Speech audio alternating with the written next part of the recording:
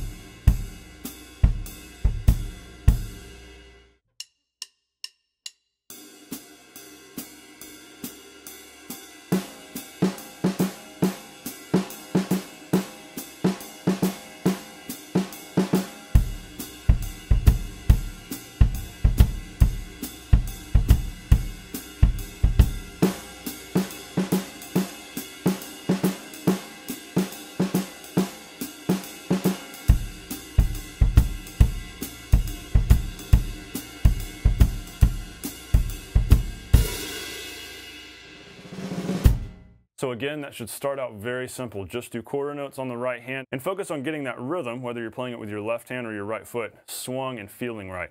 What can help is if you can set your metronome to not just play gunk, gunk, gunk, gunk, but set it to do a triplet without the middle triplet note so that your metronome is actually playing gut, gut, gut, gut, gut, gut, gut, gut, gut. That way when you're hearing that, that helps to get that swing feel. I've noticed that's helped a lot with a lot of my students working on this if they're new to swing and swinging just doesn't feel natural because we're doing a triplet feel. And then once you can do that, then add in the ta-ting, spang-a-lang, whatever you want to call that, bum, bum, ba-bum, bum, bum, bum, bum, bum. So you got all that going. And at that point, full-on jazz, that's really cool. One more thing though, because we're not quite done with jazz swing, the same way that we split the rock version between kick and snare, we're also going to do that with swing. So we're going to play the short notes on the snare, long notes on the kick. And at this point, it starts to sound like an improvisatory solo kind of bebop thing, which is really fun.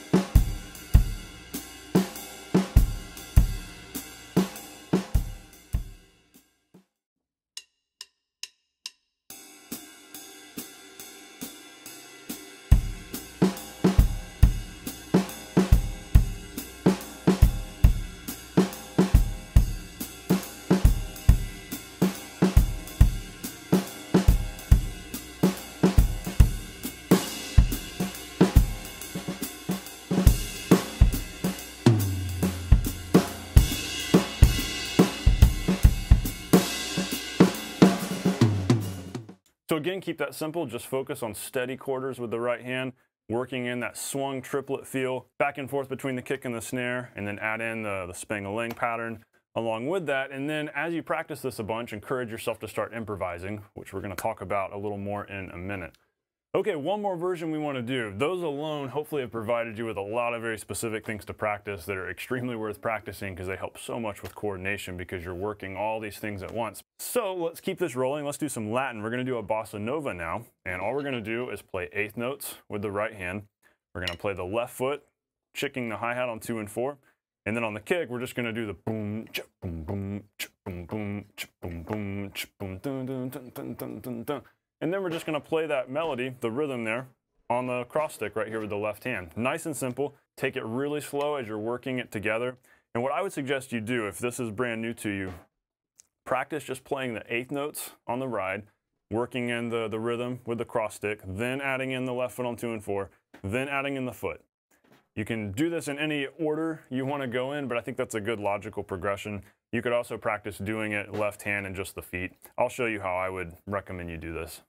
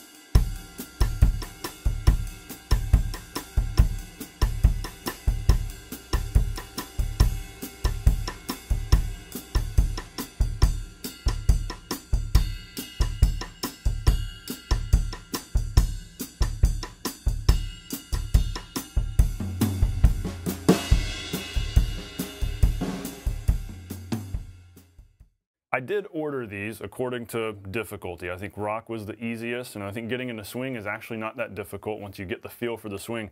I think Latin tends to be the most complex just because there's a lot of moving parts and a lot of things that have to be locked together. It's so easy to play it sloppily, and that's where practicing this stuff slowly is the name of the game. You've got to go slow, be patient, because slow precision is what leads to speed.